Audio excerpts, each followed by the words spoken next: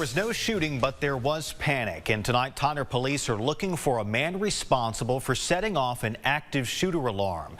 Good evening, and thank you for being with us. This all happened at UT Health Olympic Plaza in Tyler late this morning. The hospital was placed on lockdown for roughly 2 hours. KLTV7's Trent Bennett is live tonight outside of the hospital, where things are a lot calmer now than they were earlier today. Right, Trent?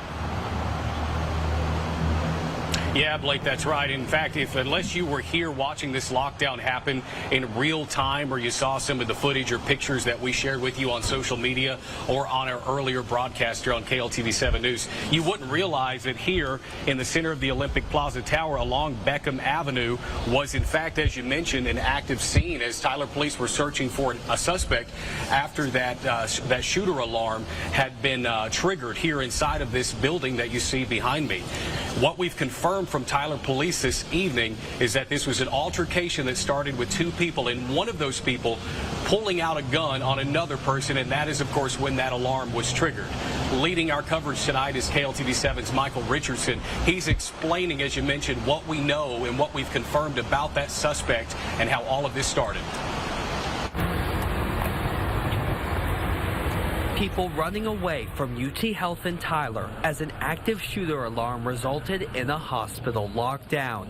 Tyler police spokesman Andy Erbaugh says two people got into an argument, then one displayed a handgun. After the alarm went off, I think there was a hasty retreat by the suspect. Law enforcement responded just after 11 a.m., bringing rifles and shields as they searched the area. We got here within seconds. Erbaugh says no injuries were reported and that no shots were fired. He provides a description of the suspect. He's a black male, I don't have an age, wearing green scrubs is the last we heard. As law enforcement went to clear the hospital, workers used equipment to block doors. A UT Health spokesperson tells us the lockdown was lifted at approximately 1 p.m. Michael Richardson, KLTV7 News. Now, to say that people were scared or absolutely terrified when this lockdown was happening in real time, that might actually be an understatement. You saw that picture in Michael's story there, using that medical equipment to block some of those doors. Folks not only hid behind those doors, some folks actually hid in some of the custodial broom closets, trying to wait for police to go deck by deck. There's 9 levels here at the Plaza Tower as they went deck by deck looking for this suspected person who we didn't know much information at the time. Now, we'll talk to some of those people who say they were terrified. We'll switch gears to KLTV7's Alex Weiser. In fact, we've learned that the man that he's interviewed, that you're about to meet, was actually on the 8th floor waiting for an appointment when that alarm was triggered. And we've since learned that that was the same exact floor the suspect was on.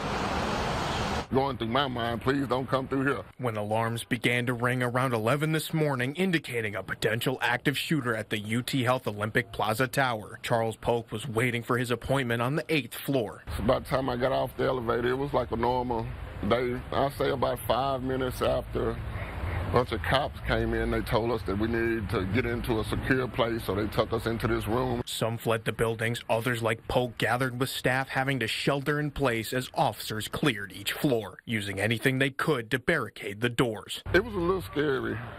I mean, because there was so many of us in this one room. And they put chairs to barricade the doors. Before lockdown 2 floors below, Asenet Gomez, who was at the hospital with her daughter, says she heard a man yelling. And even before the alarm sounded, her and her daughter both felt that something was off. The tone in his voice when he was cussing, I had a gut feeling already. Something ain't right.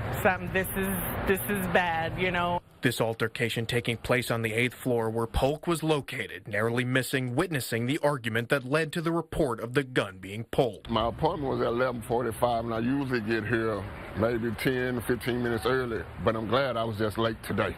One nurse, Stephanie Fannensteel, was on her way to work when she arrived to the scene, concerned for her co-workers inside. Then I tried calling my boss, and she didn't answer the phone, so I called one of my other co-workers, and she says, we're on lockdown, we can't leave. Our cameras were there when eventually they were able to leave. Fannensteel described the training that staff go through for an active shooter situation, with some who were inside feeling safer knowing that they were surrounded by staff who could keep them safe. thankful that no one was hurt. PD, everybody was here. The nurses, everybody worked together, and they acted quick, you know. So I think it was handled real good. Alex Weister, KLTV 7 News. In a statement tonight, UT Health says we are grateful for the swift response of our security team and the Tyler Police Department and will continue to cooperate with local authorities as they investigate this incident. We also want to mention that in that statement, they did mention that there were no injuries and that they are still looking for that suspect. Police, again, are still looking for the person that they say is responsible for this incident today. They're asking any folks at home or anyone who was here today, if you saw anything, to contact them right away. I'm reporting live at UT Health, East Texas. Trent Bennett, KLTV 7 News. All right, Trent, thank you.